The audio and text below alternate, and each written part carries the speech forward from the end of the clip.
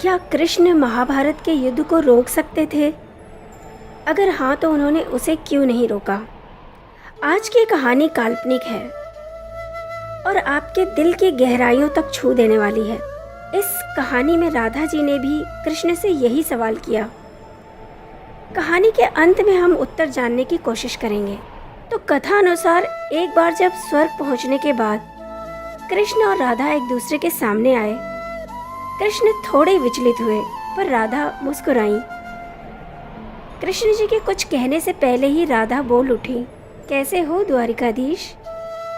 जो राधा उन्हें हमेशा कान्हा खाना कहकर बुलाती थी, राधा जी के मुख से द्वारिकाधीश बुलाना उन्हें भीतर तक घायल कर गया। फिर भी वे किसी तरह अपनी आप को संभालते हुए बोले, तुम तो मुझे द्वारिकाधीश मत कहो, मैं तुम्हारे लिए आज भी वही कान्हा हूँ। आओ बैठो, कुछ मैं अपनी कहता हूँ, कुछ तुम अपनी सुनाओ। सच कहो राधा, क्या तुम्हें मेरी याद आती थी? मैं तो जब भी तुम्हें याद करता था आंखों से आंसू आ जाते थे। राधा बोली, मुझे ना तो तुम्हारी याद आई और ना आंखों से आंसू निकले, क्योंकि मैं तुम्हें कभी भूली ही कहाँ थी। जो तुम मुझे याद आते, आंखों में तो सदैव तुम ही थे। कहीं आंसुओं से बाहर न निकल जाओ, इसलिए रोते भी नहीं थे। कान्हा, कुछ सच्चे कड़वे प्रश्न सुन सको तो सुनाऊं? प्रेम से अलग होकर तुमने क्या खोया?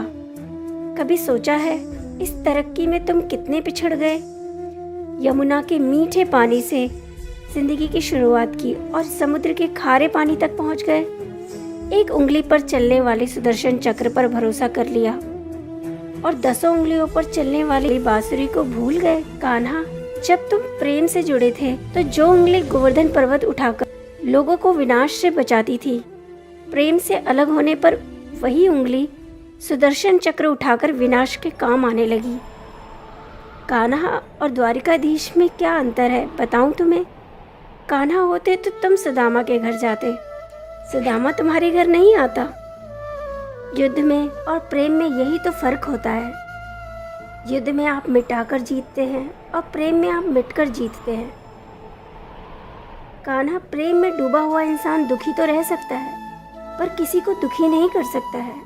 आप तो कई कलाओं के स्वामी हो, दूरदृष्टा हो, गीता जैसे ग्रंथ के दाता हो, पर आपने ये क्या निर्णय लिया? आपने अपनी पूरी सेना कौरवों को दे दी और अपने आप को पांडवों के साथ कर लिया। सेना तो आपकी प्रजा थी, राजा तो पालक होता है, उसका रक्षक होता है। आप जैसा महाज्ञानी उस रथ को चला रहा था जिस पर बैठा अर्जुन आपकी ही प्रजा को मार रहा था। अपनी प्रजा को मरते देख आप में करुणा नहीं जगी, क्योंकि आप प्रेम से शून्य हो चुके थे। आज भी धरती पर जाकर देखो, आपकी द्वारिकाधीश वाली छवि को ढूंढते रह जाओगे। हर जगह, हर मंदिर में मेरे साथ ही खड़े नजर आओगे।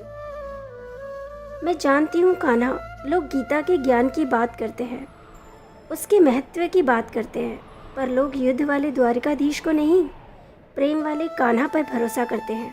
गीता में दूर दूर तक मेरा नाम नहीं है, पर लोग आज भी उसके समापन पर राधे राधे कहते हैं। यह कहानी काल्पनिक जरूर है, पर इसके अंदर गहरी छुपी एक महत्वपूर्ण बात है।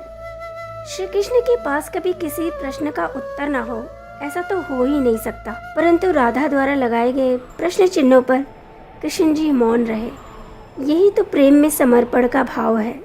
सही कहा है कि एक उंगली पर गोवर्धन पर्वत उठाने वाले भगवान कृष्ण छोटी सी बांसुरी को दोनों हाथों से पकड़ते थे। प्रेम और भक्ति के अलावा संसार में ऐसा कुछ भी नहीं जो कृष्ण जी को विवश कर सके। और रही बात इस प्रश्न की, तो बताइए कि वो महाभारत को होने से क्यों रोकते? एक तरफ वो लोग जिन्होंने एक स्त्री को वस्त्रहीन करने की कोशिश की और मौन होकर ये नंगा तमाशा देखा, दूसरी तरफ वो लोग जिन्होंने अपनी पत्नी को दांव पे लगा दिया। भले विवशता में ही सही, पापी दोनों ओर थे। अंत में विध्वंस होना तो दोनों का ही आवश्यक था। इसीलिए श्री कृष्ण जी ने महाभारत को होने से नहीं रोका। भगवान जब भौतिक जगत में आध्यात्मिक जगत से आते हैं तो वे कर्म के नियम को नहीं तोड़ते। कर्म इसलिए है ताकि बुरे को बुरा और भले को भला मिले। कृष्ण ने तो बल्कि गांधारी का श्राप भी स्वीकार किया। वो चाहते तो उसे खत्म कर सकते थे, लेकिन उन्हें पता था कि यदुवंश में लोग अहंकारी हो रहे हैं, इसलिए वे कर्म के नियमों के साथ छेड़छाड़ नहीं करते और इसीलिए सच्चाई और न्याय के सिद्धांतों को संजोने के लिए और अधर्म का नाश करने के लिए भगवान ने महाभारत के युद्ध को होने से नहीं रोका।